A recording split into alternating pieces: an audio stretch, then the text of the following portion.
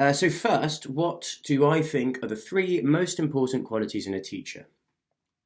Well, the first of these is, in my opinion, personability, because I think that the success of one-to-one tutoring really rests on a thriving relationship between the tutor and the student.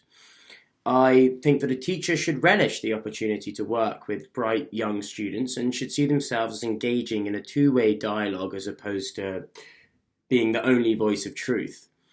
And in fact, being personable really helps with learning because I try to take an interest in my students' lives, be that extracurricular activities, sports, or their other academic interests. And I've actually found that students are far more receptive to my teaching when we have a good working relationship. So that just means that the lessons are more enjoyable for them, and then they're keener to learn and crucially listen and assimilate what we are discussing. Now, so the second of the qualities would be rigor.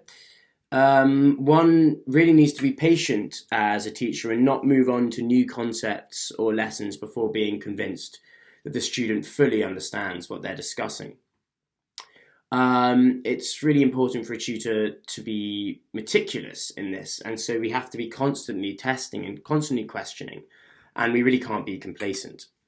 The third quality I think is important in a teacher is adaptability. I think that the beauty of one-to-one lessons is that the individuality of the student is centralized. All students learn slightly differently and think in diverse ways. I've, for example, had students who respond very well to interactive learning, and that might be spider diagrams or, interactive presentations or drawing up flashcards.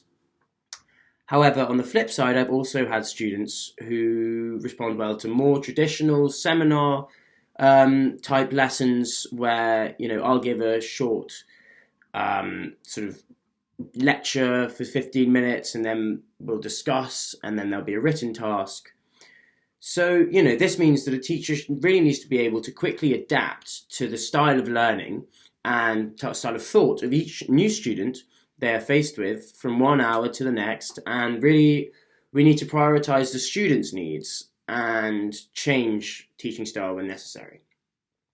So moving on to my best experiences and biggest challenges when teaching.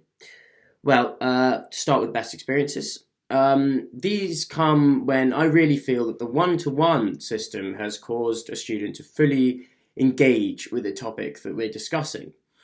And actually that they've subsequently applied our discussion successfully in a written task. And that is especially rewarding when the school system has seemingly failed to get the students to understand the material. So, for example, I once had an A-level theology student who was struggling with evaluation in his essays. And at that time, he was actually finding it difficult to come up with a valuation for the philosophical side of theology in the Aquinian cosmological argument. And I explained Hume's counterpoints to the student, and once he understood these points from an academic, he was much more engaged and offered his own insights, which I actually found to be very fine analyses. So it seemed that the one-to-one discussion that we had really helped the student distill this vast quantity of information that he was being fed at school. And indeed, the next week, the student told me that he'd written some of the points he'd come up with in our lesson in an essay. And the essay had received a top band mark. And he even reported to me that the teacher had used some of his personal evaluative points in an exemplary paragraph.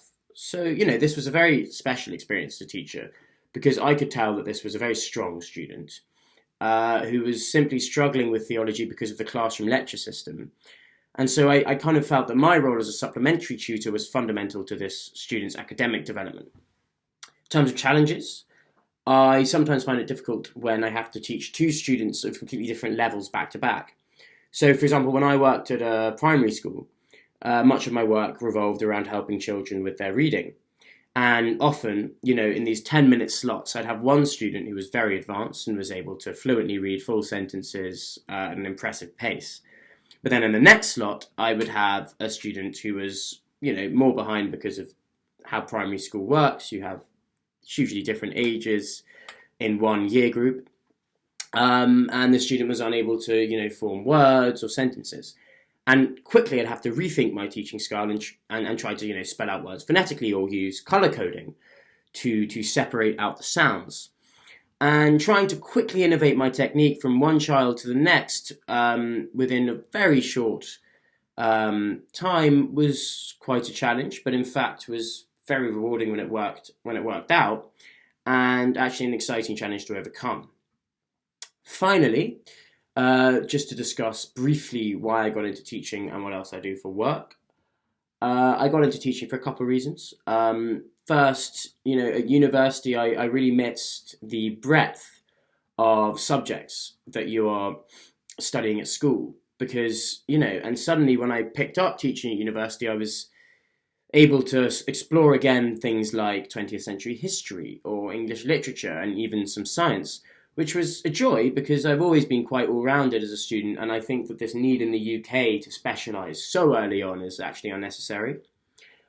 I also find teaching can be academically stretching, particularly when you have a bright student who asks lots of pertinent and interesting questions and has a clear thirst for knowledge. And I've always been an academic person who thrives off an intellectual challenge and an interesting conversation. And also, as I've discussed before, teaching is hugely rewarding on many levels. In terms of what else I do for work, well, I've just finished my degree in June, and I'm now applying for internships in marketing and for a job potentially in publishing.